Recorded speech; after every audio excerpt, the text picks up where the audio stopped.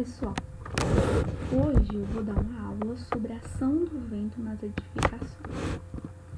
De acordo com a norma brasileira 6123, as forças devido ao vento em edificações, a pressão exercida pelo vento sobre as partes das edificações deve ser calculada pela fórmula a seguir. Que fórmula é essa? Olha, nessa fórmula você vai encontrar o Q. Quem é o Q? Q é a pressão dinâmica em Newton por metro quadrado. Essa é a pressão que eu quero encontrar para jogar na minha estrutura, que eu estou indo dimensionar lá no SAP 2000, tudo bem? Essa carga eu vou chamar de Q, tudo bem? Q é igual a 0,613 VK ao quadrado. Mas quem é VK? VK é a velocidade característica em metros por segundo. Tudo bem? Essa velocidade característica depende de quatro fatores. Que fatores são esses?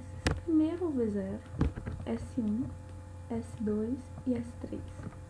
A velocidade característica é uma velocidade que foi medida em várias partes do Brasil. Como é que se mede essa velocidade? Essa velocidade ela é medida em uma rajada de 3 segundos, que é exercida uma vez a cada 50 anos, a 10 metros acima do terreno, tudo bem? E para encontrar o VK, nós iremos precisar do V0, que é essa velocidade característica que eu acabei de falar, o S1. Quem é o S1? O S1, ele está relacionado ele é um fator topográfico. O que é um fator topográfico? Dependendo da topografia da região, ou seja, se ela é mais plana, menos plana, você vai ter uma velocidade de vento diferente, tudo bem? O fator de rugosidade. O fator de rugosidade está relacionado à vizinhança. Se esse prédio for o fator de rugosidade, que é o S2, está relacionado à vizinhança. Se esse prédio for construído em uma região em que em torno há prédios muito altos, você vai ter uma influência do vento menor. Agora, se ela for construída em um campo aberto, a influência do vento será maior. E esse fator probabilístico, que é nosso último ponto, que é o S3, o fator probabilístico, o S3, está relacionado a maior ou menor risco associado à ruína dessa estrutura. Depois eu irei falar detalhadamente sobre cada um desses itens. Por enquanto, só dei uma explicação geral. Então, tem a velocidade básica do vento, que é o V0, que eu já falei, que é uma rajada de 3 segundos, exercida em média uma vez em 50 anos, e ela é medida a 10 metros do terreno.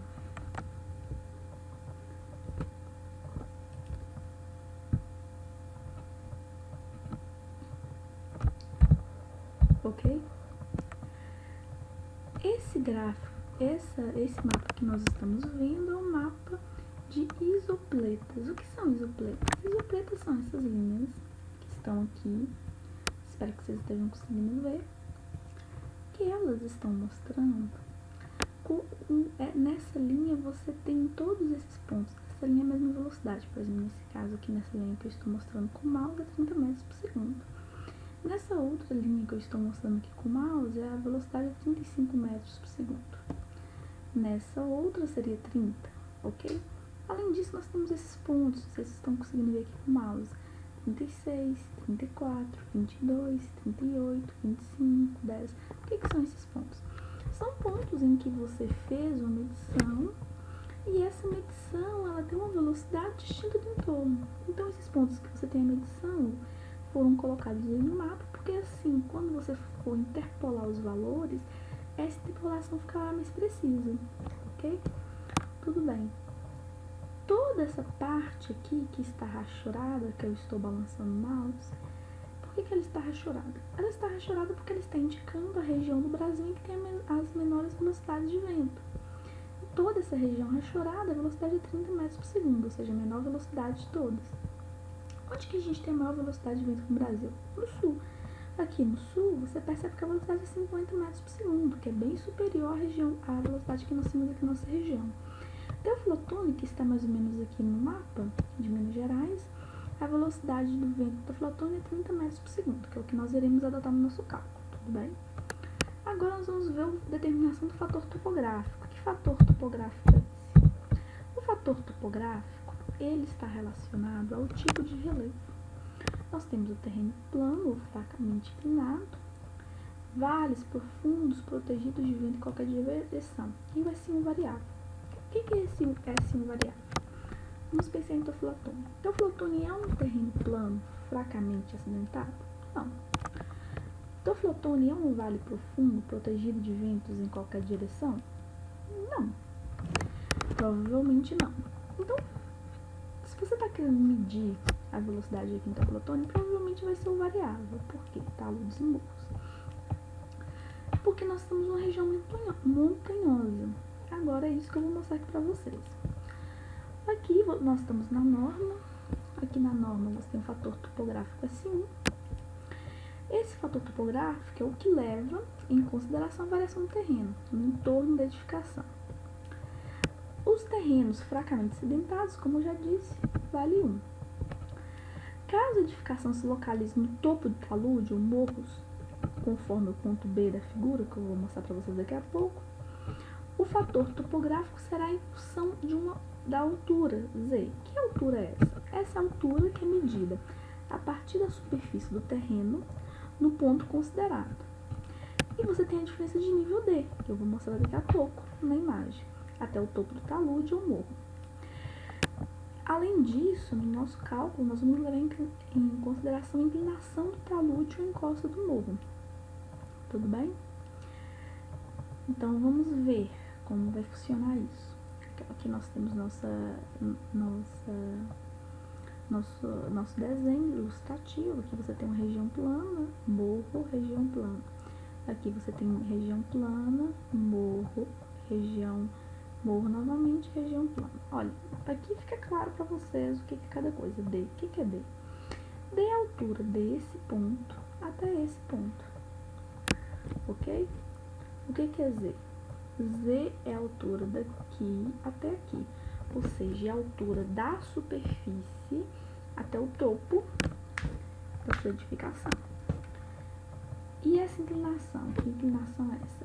Essa inclinação está relacionada à inclinação do morro, da montanha que você está querendo analisar. Não há segredo. Aqui, mas aí como é que nós vamos calcular o S1? O S1 a gente vai calcular a partir dessa fórmula. Essa fórmula funciona assim. Você tem morros pouco inclinados, que o θ é menor do que 3. Você tem o menor do que 3 graus. Então, para esses morros, você vai considerar que o S1 vale 1.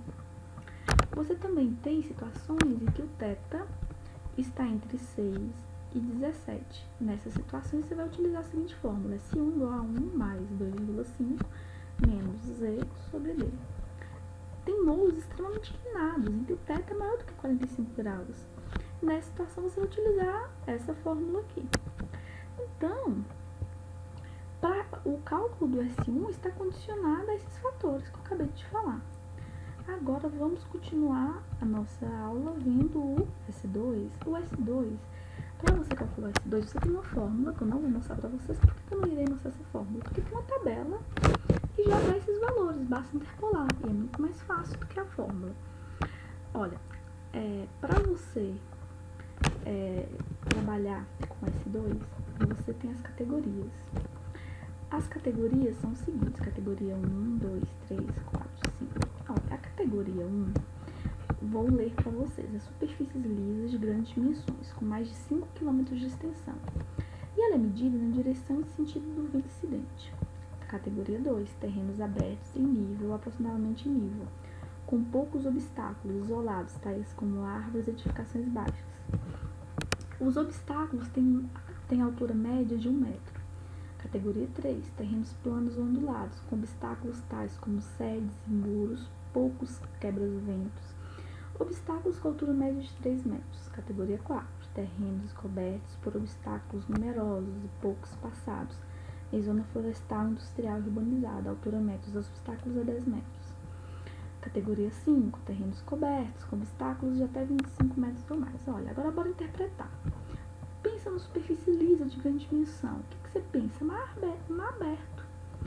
Ou então uma região bem próxima ao litoral, em que você estará recebendo a incidência do vento na sua edificação e não vai ter nenhuma barreira entre você e esse ambiente aberto. Então, quando está numa região litorânea,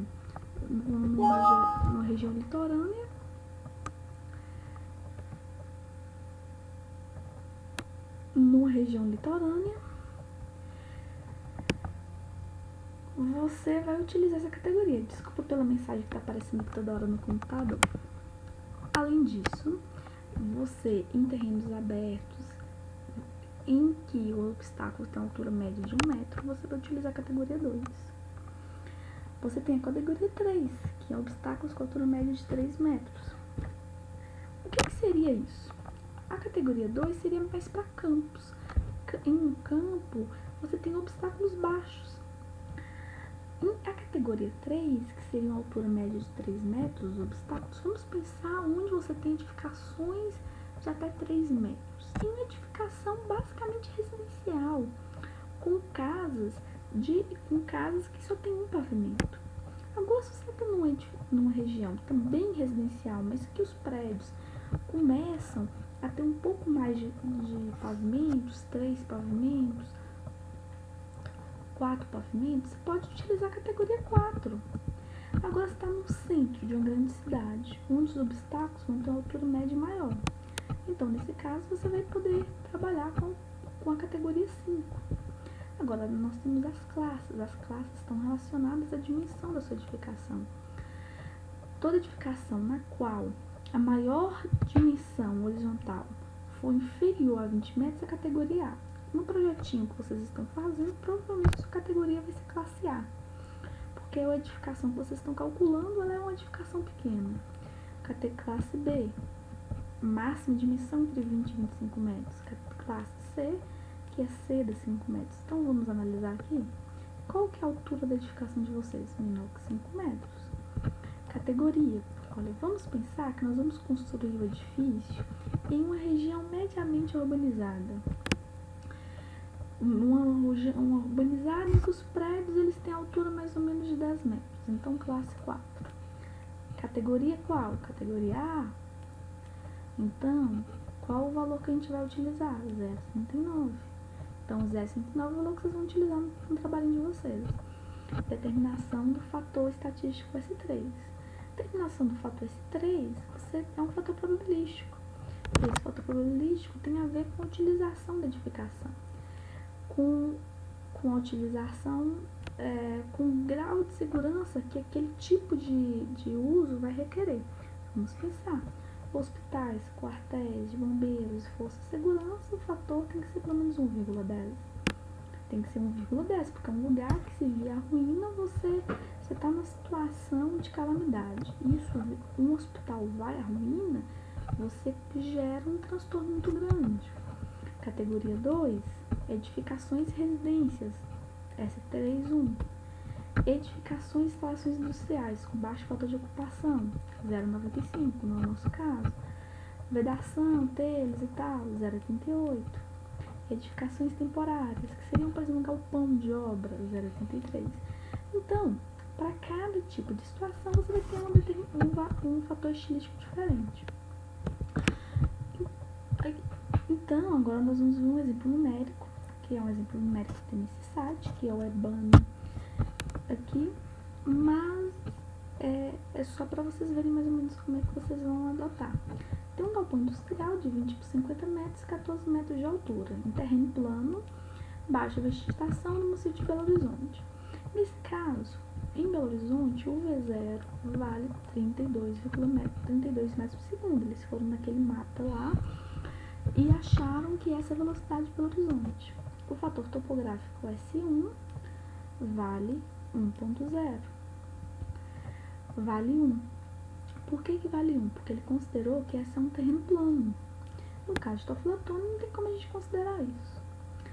O fator de rugosidade S2,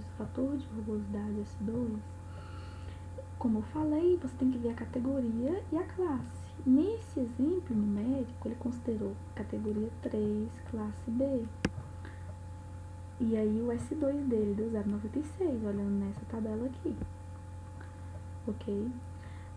Aí ele calculou agora o S3. O S3 dele, ele considerou edifício industrial, deu 0,95. Olha, depois disso é possível você calcular o VK. VK é V0, vezes S1, vezes S2, vezes S3. Você faz essa multiplicação e encontrou esse valor de velocidade, metros por segundo. Substitui nessa fórmula e finalmente você vai encontrar o Q que você vai utilizar no seu cálculo, que deu 522 newtons por metro quadrado. Espero que tenham gostado da aula, tenha sido produtiva.